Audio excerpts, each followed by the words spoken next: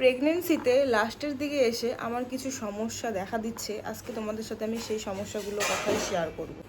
আর সাথে কিন্তু আমার আর কদিন পরে মানে দু তিন দিন পরে মনে হয় শ্রাবণ মাস পড়ে যাবে। তো শ্রাবণ মাসে কিন্তু আমার বাংলা দিয়ে আর কি মোটামুটি সব কিছুই তো তোমাদের সাথে শেয়ার করেছি। তো কত উইক সেটা বলতে পারবো না, কিন্তু হচ্ছে আমার শ্রাবণ মাস কিন্তু 9 মাস পড়বে, বাংলা দিয়ে 9 মাস। তো যাই হোক 9 মাস পড়বে। আর আমি নিজে শ্রাবণ মাসে জন্মগ্রহণ করেছিলাম। তো আমি আগস্টে জন্মগ্রহণ করেছিলাম।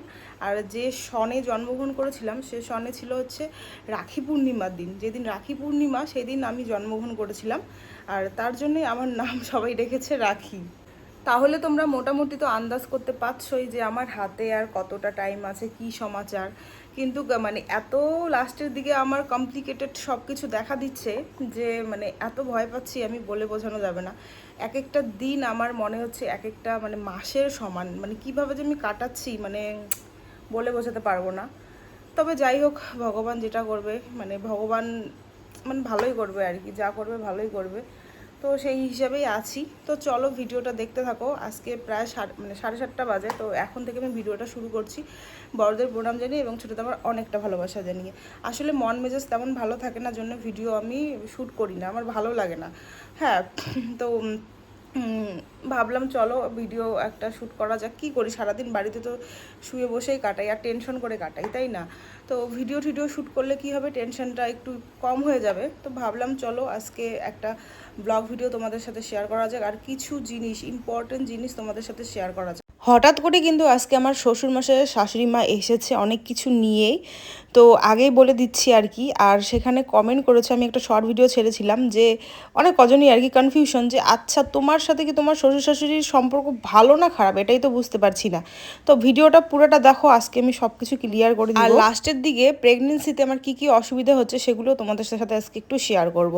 দেখো সারাদিন তো আমি শুয়ে বসে কাটাই, আমার একদমই ভালো লাগে না। আবার ডাক্তারও বলে দিয়েছে যে একটু আগুনের পাড়ে যাওয়া যাবে না, আমার মানে অনেক একটু একটু সমস্যা আছে জন্য অনেক কিছু বলে দিয়েছে। যাই হোক, তো এখানে দেখো সকাল সকাল তো আমি আলু ভেজে নিলাম আর রুটি হবে। আর আজকে না মানে কালকের পন্তা ভাত বলতে বাসি ভাত ছিল, সেটা জল দিয়ে ভেজানো ছিল আর কি। আর গরমের দিনে দেখবে পন্তা ভাত খেতে কিন্তু খুব ভালো লাগে। তো বাবা বলছে যে দে আমাকে পন্তা ভাত দে। তো বাবাকে কিন্তু সেই আলু ভাজা দিয়ে আর সবজিও ছিল কালকের, সেটা দিয়েই কিন্তু সেই ভাত দেওয়া হলো। আর বোন এইদিকে দেখো রুটিও মানে আমাদের কাওয়া করা ফ্রিজে ছিল, মানে মাখা আর কি। তো সেটাই আর কি ভাজা চলছে, যেহেতু এখন আমরা বাড়িতে আছি আর কি, মানে বাবা মা আমি আমার ভাই 4 জন আর আমার 2 বোন, 6 জন লোক আর কি।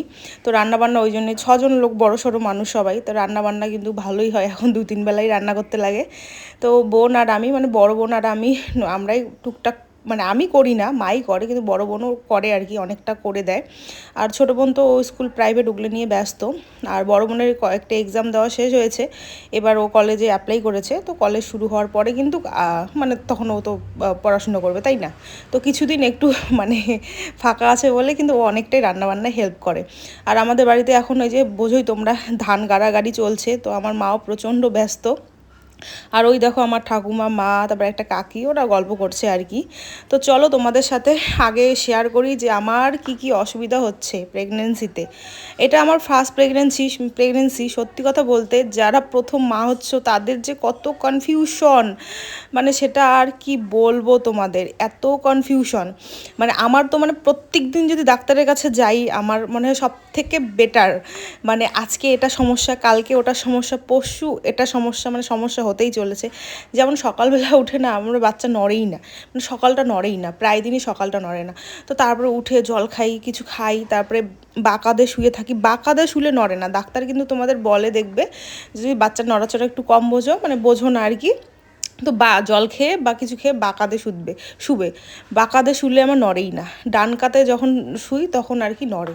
আর সকালটা করে তো নড়েই না। হ্যাঁ, তারপরে নাভিটা এখন মানে নাভিটা তো ইয়ে হয়েছে, আর এত এখন টান পড়ে, মানে কি বলবো আর, মানে কেমন জানি হয় আর কি। তো এটা ভয় লাগছে নাভিটা কেন ওরকম হচ্ছে আর কি।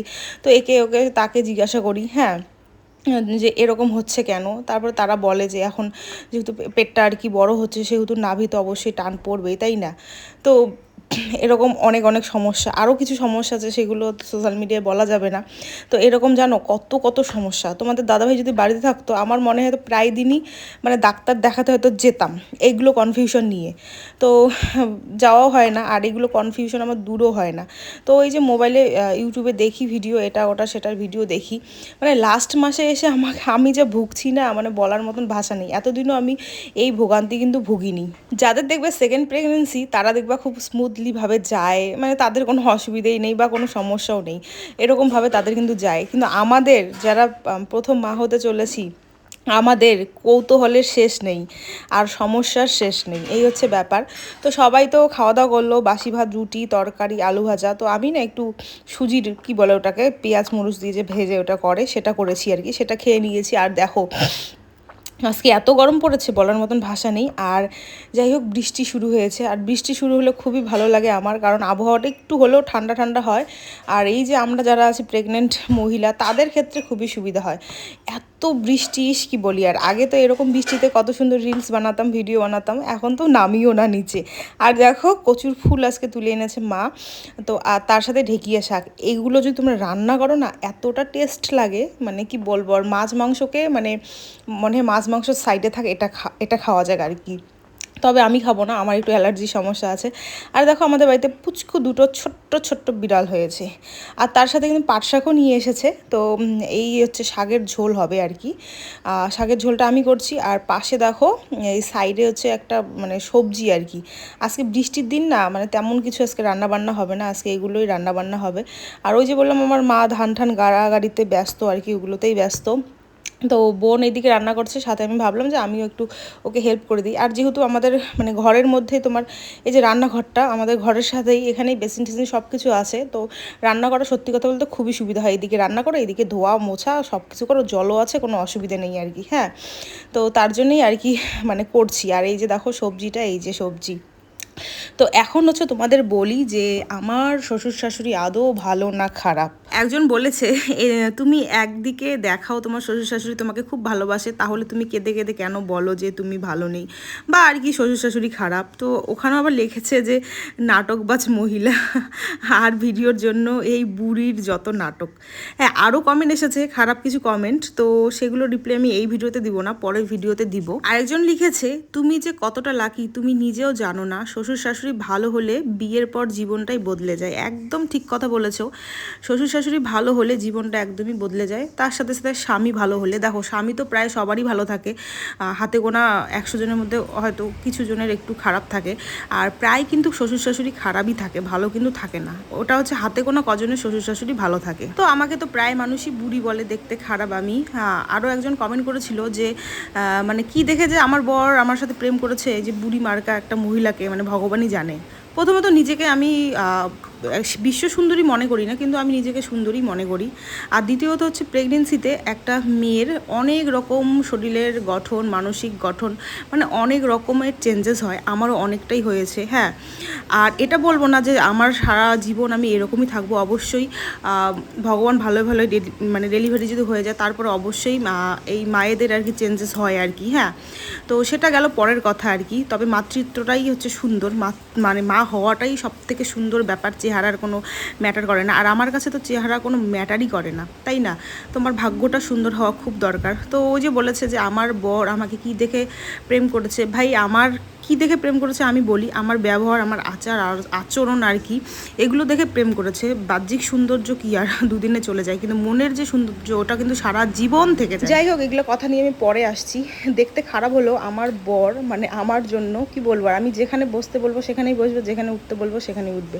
তাহলে বুঝতে পারছো যে ভাগ্যটা ভালো হওয়া কতটা দরকার। এটা আমি একটা আর কি মানে দিলাম আর কি।